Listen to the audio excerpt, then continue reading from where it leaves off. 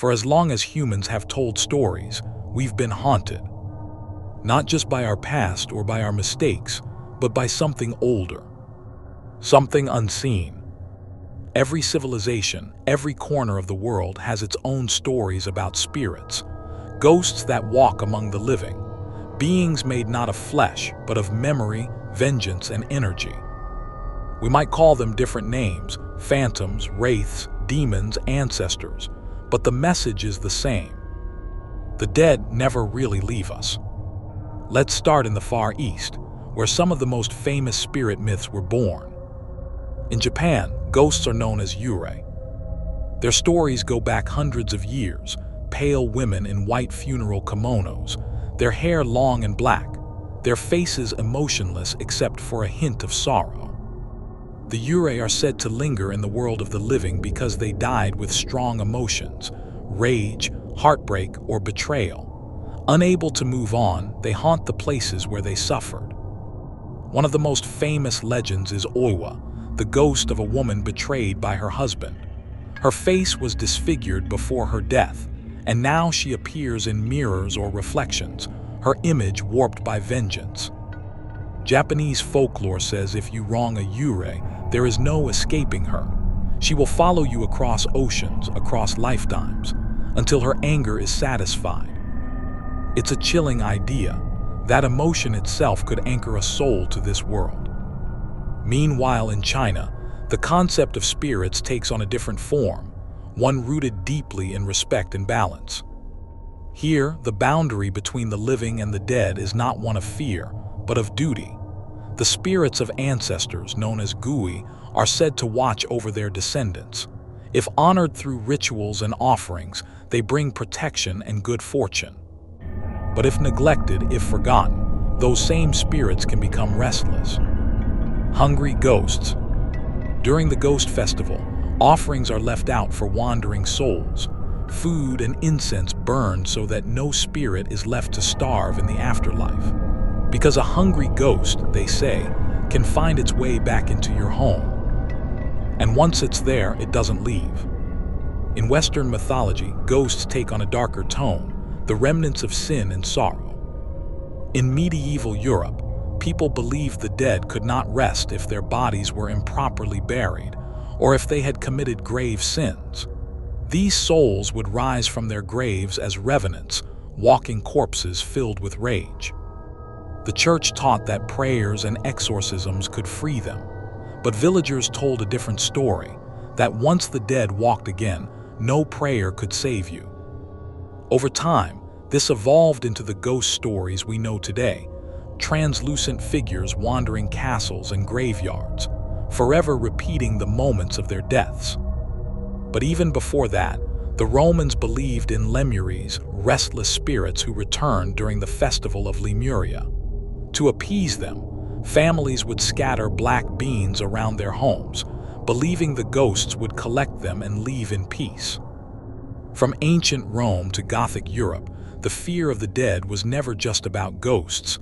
It was about guilt, about the idea that something unresolved could come back to claim what was owed. In the Middle East, the world of spirits takes a different shape through the stories of the jinn. Unlike traditional ghosts, jinn are not dead humans. They are beings made from smokeless fire, said to exist alongside us unseen. Some are good, some are mischievous, and some are purely malevolent. They can possess humans, whisper temptations, or twist fate itself. In Islamic belief, the jinn were created long before humanity, free-willed beings capable of both good and evil. They live in abandoned places, deserts, or ruins, often drawn to fire, music, and emotion. The most feared of them are the Ifrit, demonic entities of immense power. Legends say that if you cross an Ifrit or disturb its home, it can curse your family for generations. Unlike Western ghosts, jinn are not trapped souls.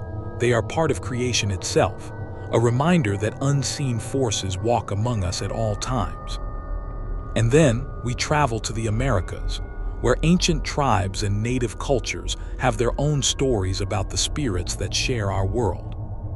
The Navajo speak of skinwalkers, witches who can take the form of animals. But deeper than that, they are seen as corrupted souls, people who have used dark rituals to abandon their humanity. Meanwhile, other tribes tell of spirit guardians, ancestral beings who protect sacred land and guide the living. In Central and South America, the spirits often appear in the form of La Llorona, the weeping woman who wanders rivers and lakes, searching for the children she lost. Her story is a warning, a reflection of guilt, grief, and the thin line between love and madness. They're not just tales meant to scare, they're moral lessons, memories passed down through generations, a reminder that the spiritual world is never far away. Even in Africa, spiritual belief is woven into daily life. The dead are not gone, they are part of the community. In many African traditions, ancestors are powerful intermediaries between the human and divine worlds. They bless, they protect, and they punish. But there are also vengeful spirits, born from unjust deaths or unfulfilled destinies. In some cultures, they're said to wander forests or graveyards, whispering to the living. They can attach themselves to people, feeding off their energy or guiding them toward redemption.